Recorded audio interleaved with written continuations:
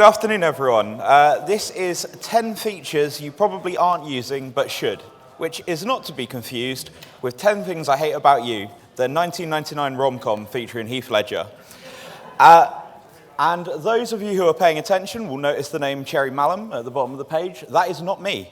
My name is Jamal. I've been with Medatech for 7 years as a consultant in support. I've met most of you or had some interaction with you over the last 7 years.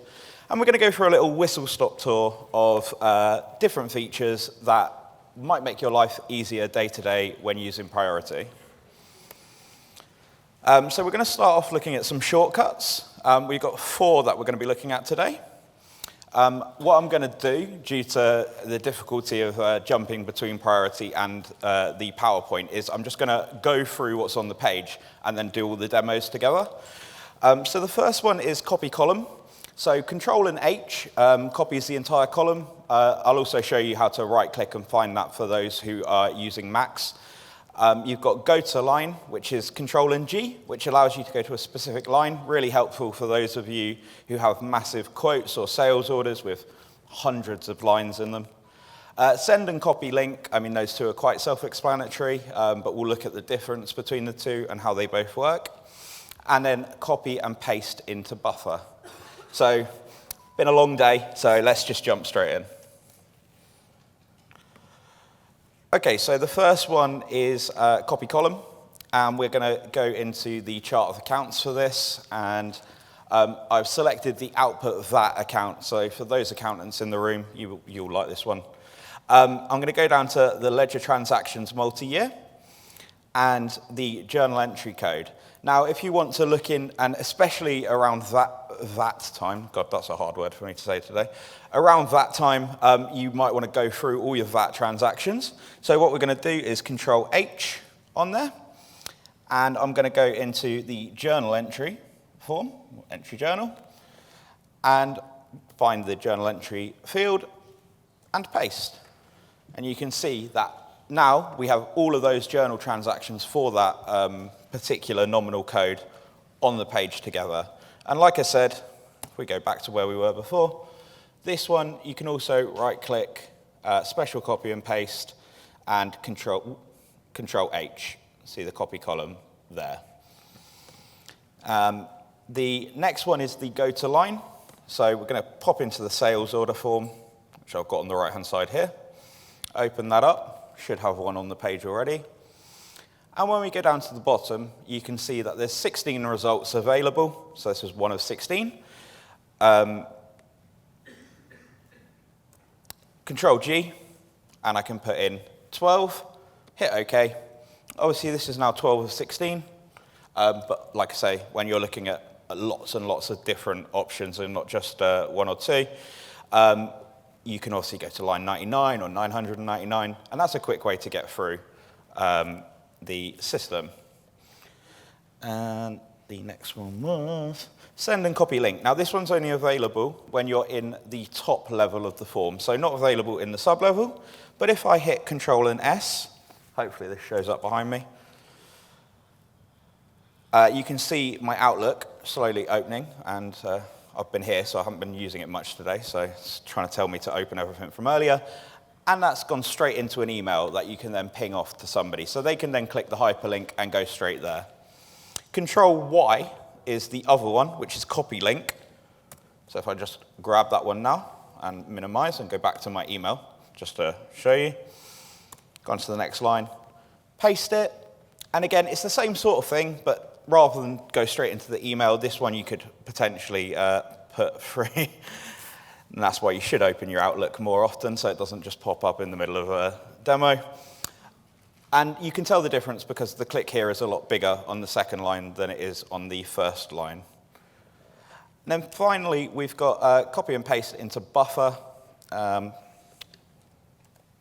let's just jump back into priority. I'm going to close Outlook. I don't think I need it again. And excuse me. So this one is Control and F9, and you can see on the screen, copy and save into buffer, and you give it a number, so hit OK. And if I go onto another line, and then just press F9. I then have the option to paste from buffer, which will then take that column and pop it in. Now, what's really nice about this one is if you're a customer that has multiple servers, so your test, your live, your dev server, the paste into buffer will go server to server. So if I reopen this and hopefully I know how to spell my password. I do, good. And we'll pop into the same one again. We go to the bottom. Obviously, I haven't copied anything, but if I do that, it will pick up from the buffer.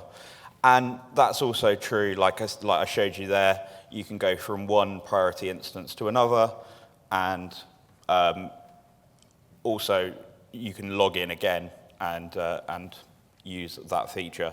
So once it's in the buffer, it's in there until you overwrite it.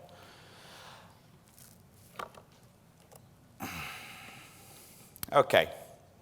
Next is store and retrieve records. This one's an absolute godsend, especially when it comes to things like data migration, or Krishna at the back giving me a nice project for Walk-On to bring all the data, move it around. It's an absolute godsend. So for this one, we're going to go into the quotes form instead. And I've got it here ready. So potentially you are quoting for the same thing for a different customer. So for this one, you go down to the sub-level, and we right-click, special copy and paste, which is here. And this time we're going to store records. And again, it works similarly to the buffer, but in the sense that you can take the numbers. And then when we go back up to the top, what we're going to do is we're going to open a new quote for Harry Potter. And when you retrieve the records, you do that at the top level, not the sub-level. And then when we drop down, there you go. You've got exactly the same data, the same quantities, the same unit price, the same flags. Everything's pulled and brought into another part of the system. Just be wary with it. If you accidentally try and put it into the wrong part of the system, you'll be getting lots of error messages.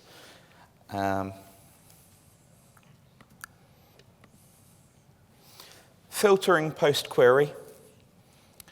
This one is one that I'll just show you. We'll go back onto our sales order form.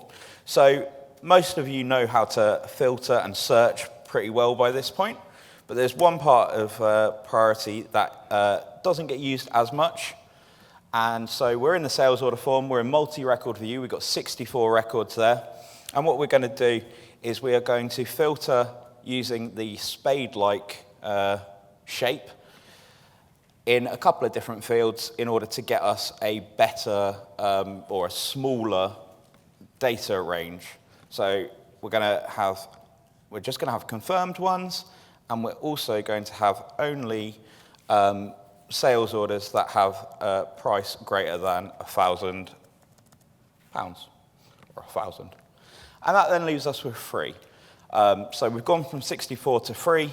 We can then look through. We now know these are the 3 confirmed orders on the system that are all worth over £1,000.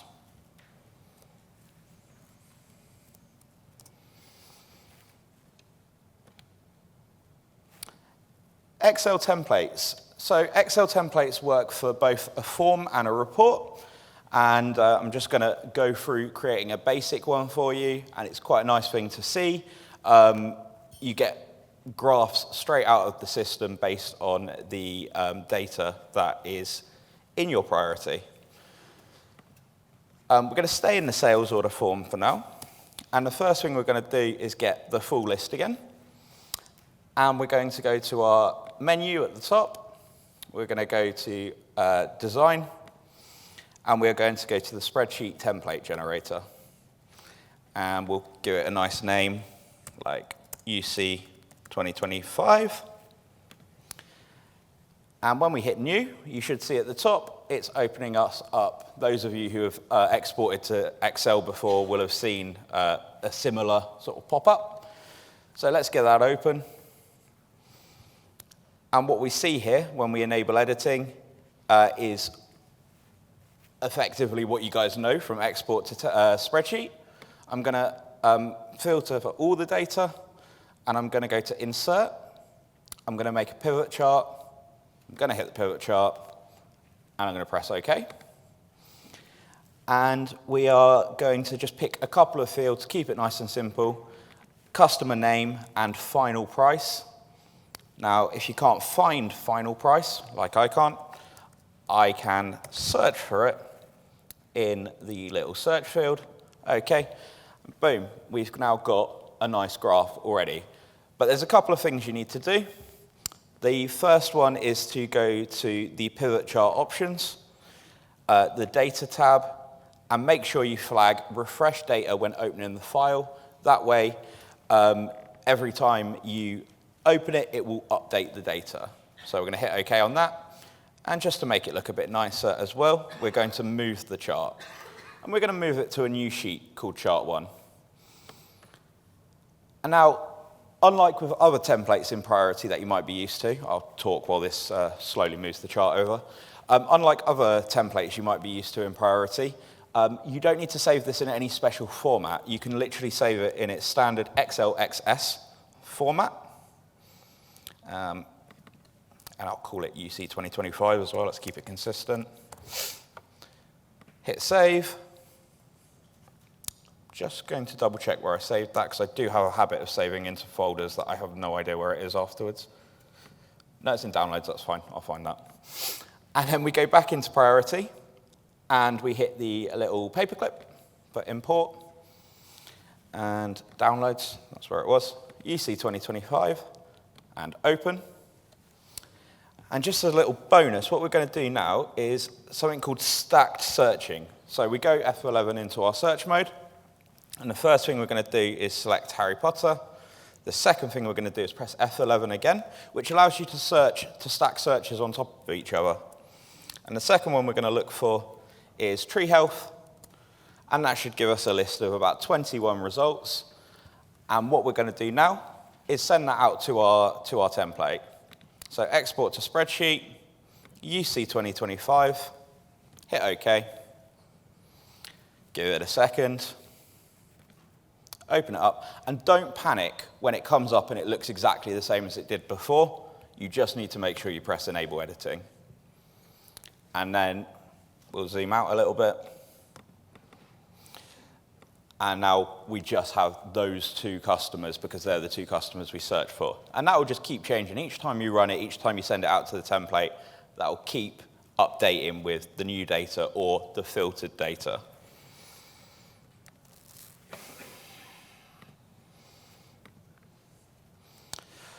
Okay, developer tools next. So we've got three lots of developer tools. The first one is add columns to form. Now this is a really handy tool that not a lot of people know about, and it allows you to take linked columns and add them as a read-only field to different forms. So for example, and this is the example we'll do in a second, if you have a dispatch team that really want to email your customer that their delivery has gone out the door, but they don't want to have to go into the customer form and find the email address, you could add the email address to the customer form. So we'll look at doing that in just a second. The second one is developer mode. So this is going to be for the more experienced among you that want to start speccing your own back-of-house reports and just learn a little bit more about how fields in Priority link to fields behind the scenes. And then also we have Ctrl+Q, which will take you to the back of house for any form that you're on the system. So we'll go through each of those. So we'll jump back into Priority. More and more stuff opened. Back onto the home page, I should have a nice link. Add columns to form, just here. So we're going to run that. And first you pick your form name. In this scenario, it's customer shipments, so I'm on the right one. So I'm going to hit OK on that, move to the next form. And while we wait, there's some lovely bikes at the side you can look at so you don't get bored. Based on column, I'm going to base it on the customer number, because that's going to have a link to the email address for that customer. And if you can't find it, again, you do have the ability to search. There we go, email address. And just so you know, there's no cheating going on, I'll just quickly open up the customer shipment form and show you over here that at the moment there's phone number there, but no email address. Right. So I don't want to be accused of cheating. So, hit OK. You have a choice to add more columns, but you don't have to. So you can hit OK on that, and then hit OK once more. That'll go through the system. And again, back to the bikes. This does take a minute, so very nice. A little bit more than a minute. I should have definitely prepped more chit-chat for this bit. In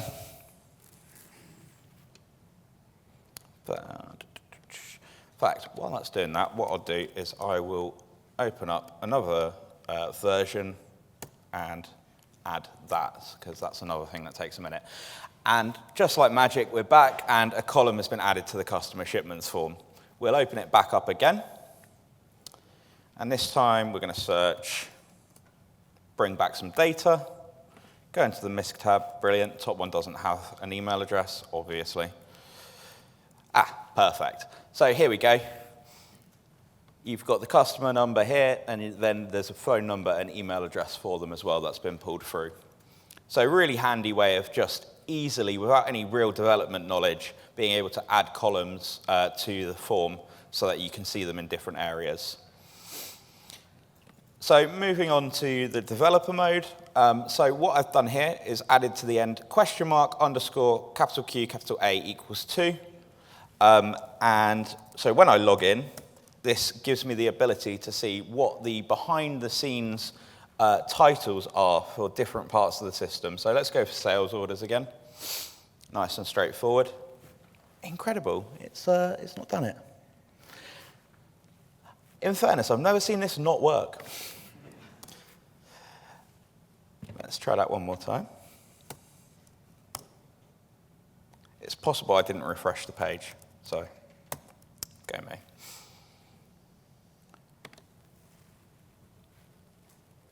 That's better. Right, so next to the sales orders name, you now get the orders at the top. So orders is what sales orders form is called in the back end of the system. And this is true if you go other places as well, going to customers. It will give you, that one's actually called customers, but it is there. So you get to see what the names are behind the scenes. So this is really helpful. If you're speccing a report to give to Medatech to make for you, or you have an in-house developer, you can start giving them not only the names of the forms and the tables and stuff you want to use, but you can also see at the bottom here, it gives the field name, the actual name of the column behind the scenes. So customer number is cust name, status is ord status des, and what was the other one? Date is cur date. And that will show up like that for any field on the system. And then finally on this bit is Ctrl+Q. So Ctrl+Q will take you to the form generator on whichever form you're on. So rather than have to go into the form generator, you don't know potentially the name because you haven't gone into developer mode, and then try and find it through the search, whatever form you're on in priority, including subforms, press Ctrl+Q, and it will take you straight there. Now, I appreciate that the last bit, that's going to be for the developers amongst you, and not those who it's your first day on priority. So it's a little bit more advanced. But you'll all get there. Okay, next we've got to-do list. So on priority and on all the statuses and the BPMs on priority, there is a tick box behind the scenes called include in to-do list. And you can put any status into the to-do list, and then when that document, when that form is in that status, it will show up in the person's assigned to in their to-do list. And so we'll look at how to open the to-do list, we'll look at the widget for the to-do list, and we will look at just the to-do list in general.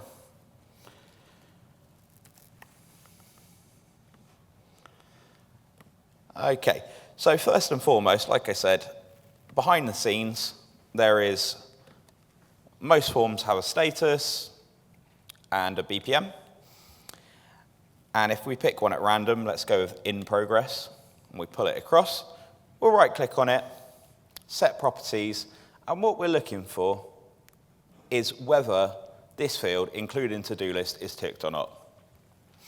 If it is ticked, if there's one in to-do list, if I had a sales order in progress assigned to me, that would be in my to-do list.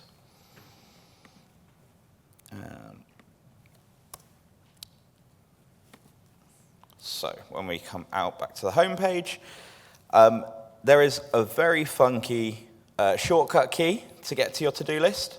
Ctrl+, and I don't even know what that is, like the square bracket.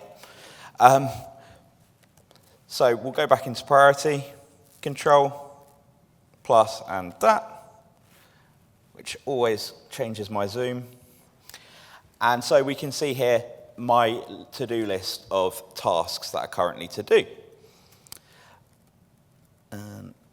If I put this one back to in progress, there's also the ability, if you tick within your to-do list, completed, it will change the status for you to the status that you've marked as your completed task. So that's changed my sales order from in progress to confirmed. Then we also have the widget. So just here, we've got a to-do list where it's assigned to me, and you can add that in the widget section, to-do list.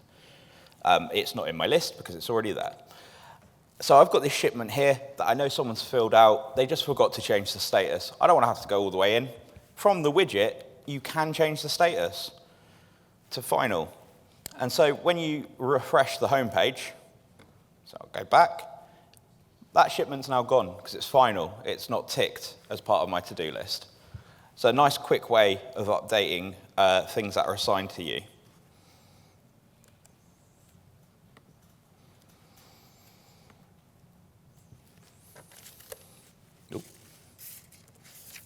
Okay, Outlook synchronization. The Outlook synchronization features are key to keeping your CRM part of priority updated with your actual communications with customers and vendors. Priority comes with an add-in to add Outlook, which enables you to import emails from Outlook to Priority as tasks or service calls. In turn, this also imports and adds contacts and leads where required. The other element of the Outlook synchronization is the calendar sync. If you have appointments in the Priority calendar and the Outlook calendar being both maintained, they can get out of line. The Outlook sync tool allows you to sync both ways between these calendars and keep them in line. This can even run automatically in the background on a regular basis. Next, we move on to easy access data. And this comes in two forms, both of which are fairly new to Priority: the info button and the history button. So when you go into any form, for example, sales orders, there is an I button on the right-hand side of many bits of data. So customer number, part number will have one as well. See there? Let's stick with the customer number for now. When you press the I on there, it gives you 3 lots of information to begin with. It's a bit more information about the customers, financial parameters, and also the customer's credit. At the top here, we have a gear icon where we can add extra forms such as contacts, and that changes obviously form to form. You can also take them away as well. And when we do that and we come back, it updates, and you can see the one we took away is gone and the one we added is now there. And even within that, you have some more options. There's a button here which will take you straight to the customer's form directly, or the financial parameters, whichever forms are available here. You also have the ability of editing what is there. If you're not happy with what's there, you can remove it. Like, you can remove the email address and instead add who it's assigned to. Nice quick way of being able to find out which of your staff members are responsible for this customer, as an example. Hit save on that. And it updates straight away. In fact, that updated so quick, I didn't even see it update. So there's the assigned to now in place of the email address. And on the right-hand side, we have a history. Now, a lot of you that have been around with Priority for a while will already be aware of history of changes and history of statuses. But what they've done now is made it easier to see that I can now press this one button and I've got statuses and changes next to each other. Straight away, I can see all the changes that have ever happened to this order. And I can even change what information I can see. Now, on this one in particular, any that are grayed out you can't get rid of. But there are ones that aren't, which you can get rid of. And if you do that, you'll notice there's no longer a drop down here, which would have shown that extra information. If I put it back and hit OK, you can see the arrow has now been added.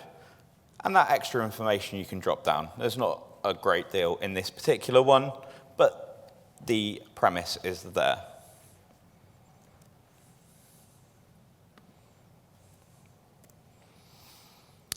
So menu tools. One of these was very nicely shown by James earlier, so unfortunately you're going to have to see it again. So if you've forgotten, now's a good time to see it again. But first we're going to add a document file. Now this is really cool. I've been using Priority for 7 years, and I found out about this yesterday, but I already love it. Find a menu that you're interested in. For example, we could use the Customers menu, right-click on it, and add document file. You can go into your info here, and let's just use this one for now, UC test. And you can do this with any SOP that you have if you wanted to ensure that your users have access to the SOPs easily. Any documentation you've done in-house, I know a few of you are keen on doing your own flowcharts and your own documentation. And we'll just call it user day test, or not, day test. And make sure you import the file. We'll hit OK. And it will tell you that the document's been added to the menu. And it comes as a procedure. So we can now see it at the bottom here. There's a procedure here. And when I run it, in this case, it has downloaded that Excel for me. But if I'd used a PDF, it would just open it up in Chrome. And then the other one, the one that James has showed us, is the ability to add any custom-based report to the menu. So add user-defined report here. And I think I've got one in here. Let's go with the kit list test. Add to menu. And that's one I've made in the new analytics. And this one doesn't show up as a procedure, but as a report itself. And there we go. We can see that added there. So now you have the ability from version 25 to add any analytics report, but also any report from the old report generator to any menu, which then gives you the ability to send it, to run it, and to give access to others or restrict access from others.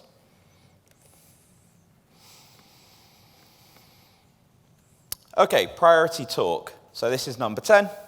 What is priority talk? So it's a built-in internal chat system that ties chats to records in your system. And you can use it to receive notifications with updates from records and open records. This one works better showing it. So we're going to jump into priority. We're going to find a sales order that hasn't been tracked.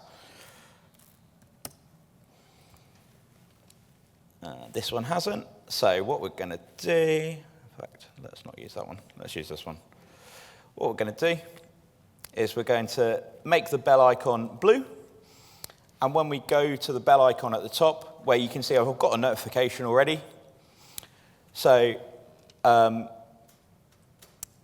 one that I was tracking earlier, I changed the status to confirmed, and that tells me and anyone else that's linked to that one that the status has been changed.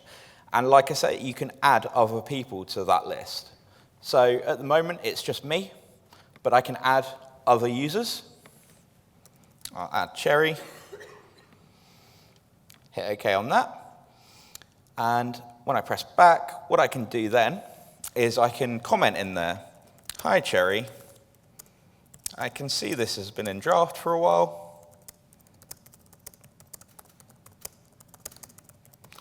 When will you confirm it?"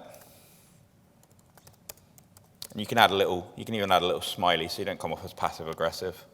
Perish the thought. And you can reply. Now, before you get excited, this does save elsewhere, so be careful what you say. So when you drop down to the notes section in the sales order, it does take what you've written, timestamp it, and tell you who's written it. So be nice. And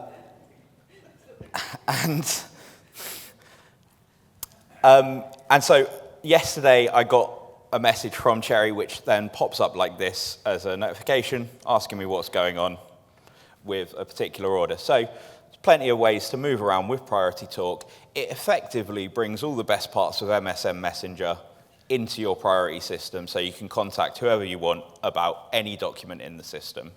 And if you ever, that's basically it for Priority Talk.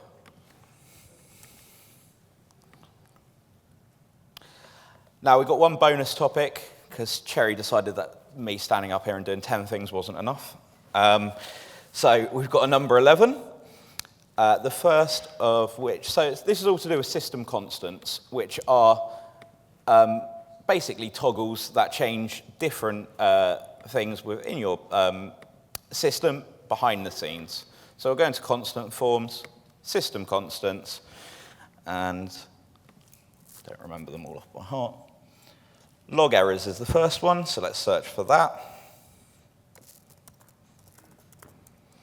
Now, as standard, this one is a value of 0, which means you're not keeping log of error and warnings. But what this effectively is any time any of your staff members or yourselves receive one of those warning messages or error messages, you can set this to be turned on and to keep a log where you can then go and look behind the scenes and see who's getting hit with the same errors all the time. Do we need to train them more? Is the error message the problem? Is it popping up for no reason? So you can change that from 0 to 1. Mail CRM is the next one.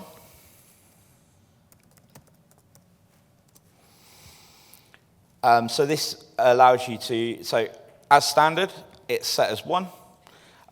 Which enables automatic creation of marketing tasks for each email that is sent to or received from a customer or vendor. But you can also switch that off. Basically, when you bring the information in, does it go against that customer or vendor, or does it just go in as a general task? Process list is the next one. So process list, so any of you that have contacted support, I'm sure at some point they'll have asked you to check the list of recent processes to see who's been doing what at what time. As standard, the system only keeps 7 days worth of process history, but you can increase that. For example, you could increase it to 28, and then it would keep basically a month's worth.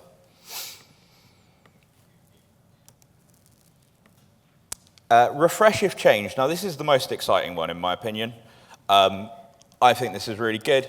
Now, we've all been hit with the, this has been modified or deleted, and you get stuck in a loop. I know this is true because someone's told me today they've been stuck in this loop before. And effectively, if you turn this function on, this system constant on, what it does is it does the Control-Z, Control-F11 for you. So rather than you get that message, you get that message once, and then the actual record updates itself with the latest data without you having to do undo refresh. Really, really handy, and I expect a lot of you to implement that one. And then one final one is warning yes. It all has such exciting names. Warning yes is the OK default for warning messages. So as its standard value, when you get a warning message on priority, it comes up with the OK button highlighted. And then people, they get used to priority, they start pressing enter, they stop reading the warning messages. If you change it to 0, it makes cancel the standard, which means they at least have to look and check and change. So I'll show you what I'm talking about. So at the moment, warning yes is on. So if I just add another line, you'll see I don't have a unit price here. Perfect warning message example. When I come off the line, it says the price is 0, OK. And people will just go, OK, and they'll carry on. Once I change it, and I might have to refresh the sales order form after I change it. So let's change that to 0 and reopen the sales order form. Find the same one. Add a new line. Come off the line. Obviously, it didn't work. What should happen is that should have then flagged up as cancel and not OK. And in that case, if they do just zoom through it, I'll do it manually. It will just keep popping up each time because they're just pressing OK on the cancel button instead. And they'd have to either check it or go back and make a change, like put a unit price in, and then they can carry on.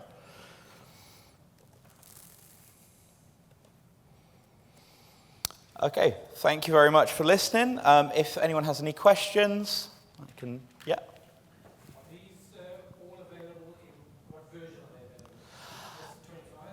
No, most of them are available through most versions. There are a couple of new features. So the history on the right-hand side, that is relatively new, but I think it might be 24. Most of the others, I'm pretty sure, are available through 23. Thanks, Josh. So that one's available from 23. All of the shortcuts are available. Outlook Sync is available from every version I remember. But if there's a one in particular you're interested in, I can find that out for you. Yep. Yeah, thanks, Jamal, for that.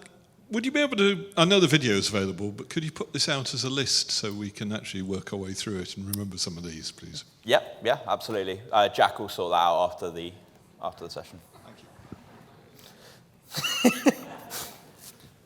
Anyone else? No. All right, thank you very much.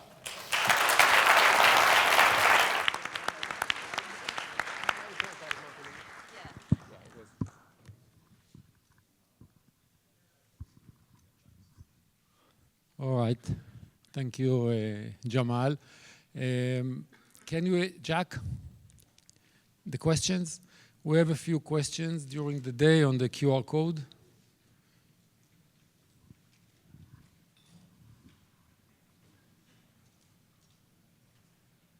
First question. Very good. Okay. First question.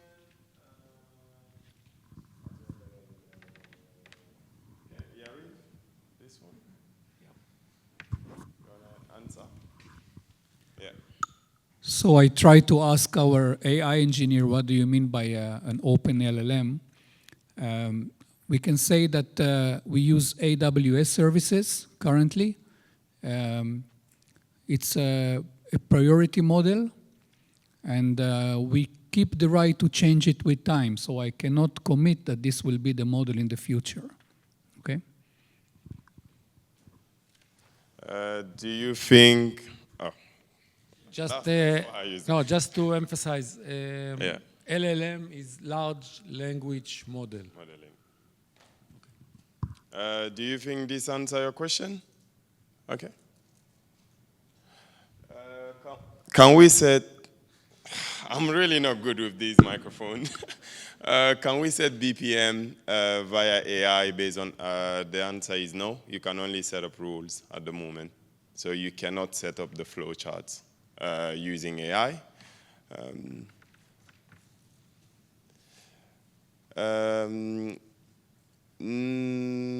For this one, the answer is no as well.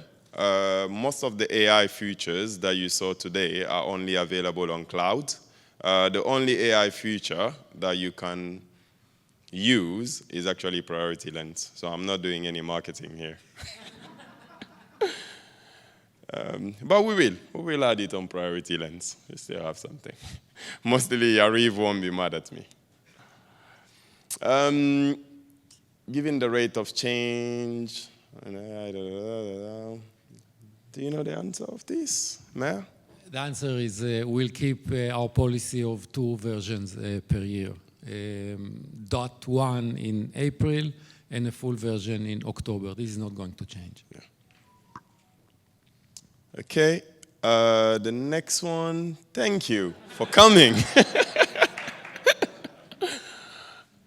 No, really, thank you for coming. As I said previously, and I've said again and again, for me, for the team, it's really a pleasure to have you guys with us, to talk to you, to hear you. It's not just about complimenting Medatech, complimenting Priority. We do want to hear you. So good or bad, all stories are actually much, much appreciated, and we are taking the comments on.